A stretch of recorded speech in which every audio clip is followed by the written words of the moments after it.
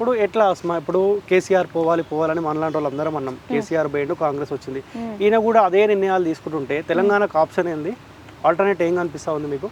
ఇక నోటానే అన్న, నోటానే ఉంది, వేరే దిక్కేం లేదు మనకి. నోటా ఇప్పుడు గద్దర్ అన్నట్టు ఓటక్కు వినియోగించుకోవద్దు అని ఆయనని నిందించరు చాలా మంది. కానీ ఇప్పుడు నాకే అనిపిస్తుంది అన్న, అసలు ఎందుకు ఓట్లేస్తున్నా నేను అని నాకే అనిపిస్తుంది, బాధ అనిపిస్తుంది.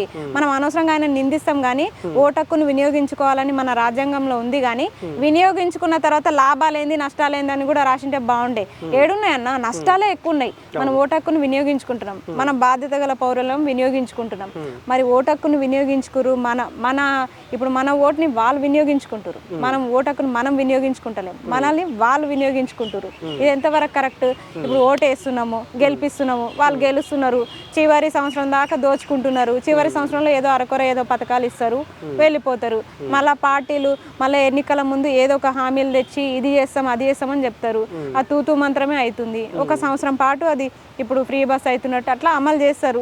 తర్వాత ఇక మళ్ళీ ఏడబడ్డ గొంగడ ఆడనే అన్నట్టు అట్లే ఉంటున్నాయి.